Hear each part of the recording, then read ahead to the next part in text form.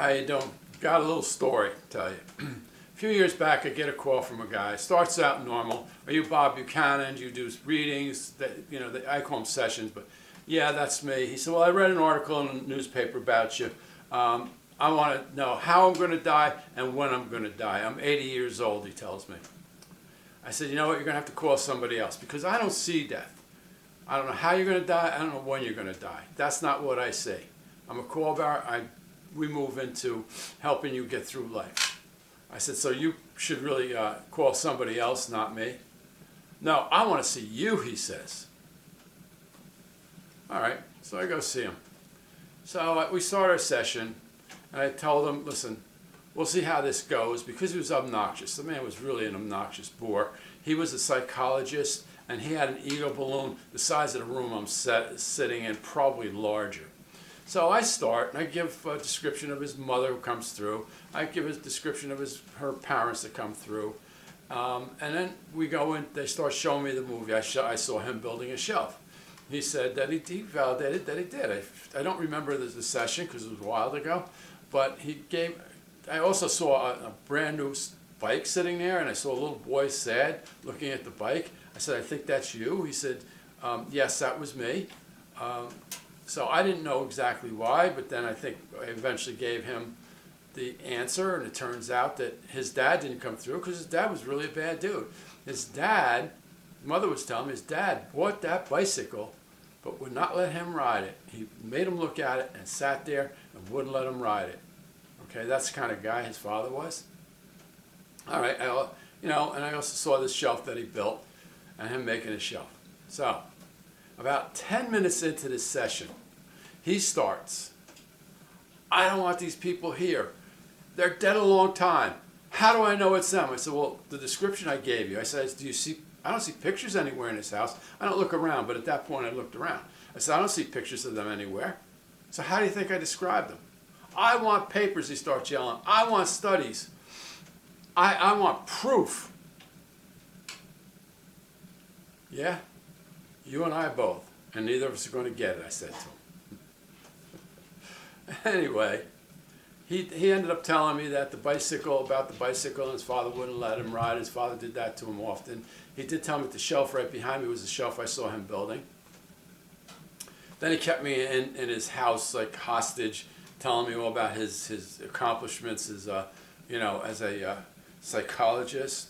And I think that he just didn't like the idea that I was a lay person. He also did bereavement groups here in Yorktown for $5. You can go see him. And he helped people in bereavement. And I believe that the reason why he called me is somebody there told him about me. And as this huge, egotistical professional, he couldn't accept somebody like me could help people the way I do. Now, so I've been thinking about that. I'm always looking for studies, proof, whatever. And we're not getting it. So the other night I started watching a show called Surviving Death. And one of the things that, it's like a documentary, but I think there's a little bit of entertainment value. They take a little bit of creative, licenses with it. They have to. So one of them, there was, it's about people who passed and come back, and they talk about mediums, and they talk about, people that do what I do and things of that nature. They got one woman in particular, she was a doctor, she had passed and come back. Now, she was told when she was on the other side that her oldest son would pass at a young age to be prepared for it. Well, I started that really got me depressed. I started thinking about that. And I think that like we always look at somebody in our family. What if this person dies? As a young kid, my father, who was an alcoholic, was a good man. I loved him dearly. I always worried about him dying. And then he did. And I always thought maybe that worry that I was getting would be some kind of message to prepare for that. But then what good would it do? I worried all that time. What good did it do? It didn't do anything. I wasn't prepared for it even when it happened. He was one of the first things that I remember which kept me from coming out, actually. He passed at 8 o'clock in the morning. They called us at 8:30. I woke up at 8 o'clock knowing he had passed. And I look at, family members, and I say, Jesus, I hope that doesn't happen. And then I do sessions, and I'm like, I hope that doesn't happen to me when I get sessions. That what happens with this modality is the anxiety that it costs is incredible. It takes an incredible toll on you. But I got to thinking about that, and I'm saying, you know what? They talked about that woman's oldest son, and he was a type A. He was out there doing. He did end up dying. He got hit by a car while he was blade skating or some kind of cross-county skating. This kid was like a daredevil. He was a type A, always out there doing crazy stuff. And she probably worried about that all the time because of who he was and what he'd do.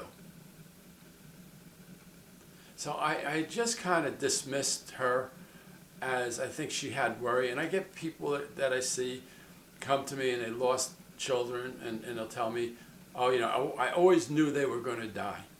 And I tell them, no, you didn't. You always worried that they were going to die. Perhaps because of their lifestyle, perhaps they were doing drugs, perhaps they were doing alcohol, perhaps they were just daredevils, but we worry about our children. So I just really don't believe that the souls give us that. Because what did it do for that woman? That woman worried about her son. I think he died at 18 when she passing him back. I think she was 10 or 8.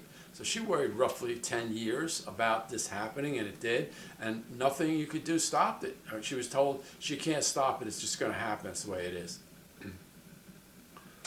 I tend to not believe that actually happened. I think it's the way she's remembering things. I think it's the way she saw things. But, the fact that a lot of what these people that have passed, including her, said about being on the other side is exactly how I see things. Exactly what I get.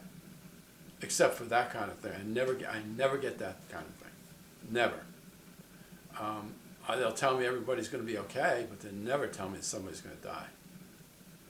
So for those of you out there who think that this is cool, this is great, the anxiety levels are incredible. The pain that comes along with it is not great. If you're doing it right, it's not great.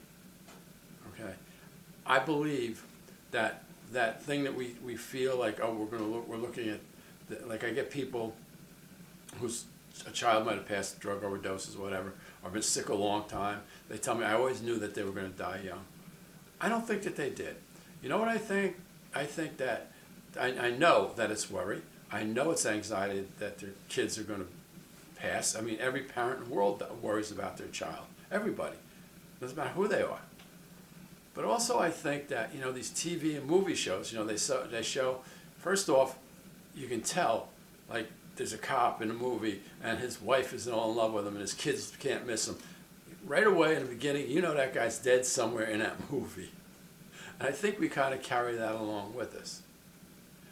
So I want you to understand that first off, I have finally gotten some of that validation, no studies, and I understand just a little bit more of how it works for me and what happens. But I also want to make sure that you don't worry about somebody that's going to pass, because you don't know that. And oh, by the way, they had a bunch of mediums on there, and they go to these institutes and stuff.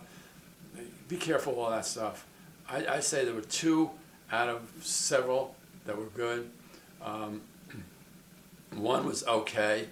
They had a guy running around testing his father, testing mediums. Like he went to one medium and he told his dad, if she's real, bring up my hair. And she did, so she was real. She didn't seem that good.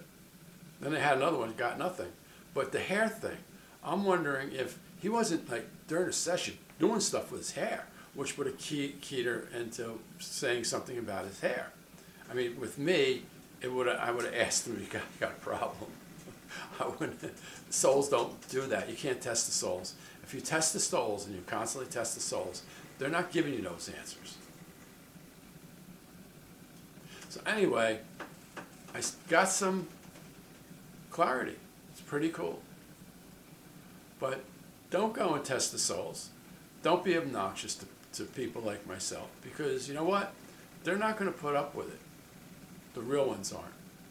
And when you come to see me, and anybody else that says they do what I do, keep your mouth shut. Very important. Keep that mouth shut. All right, I'm out. Oh, by the way, one last quick thing. The guy pissed me off so much by keeping me there, telling me all his accomplishments, being obnoxious.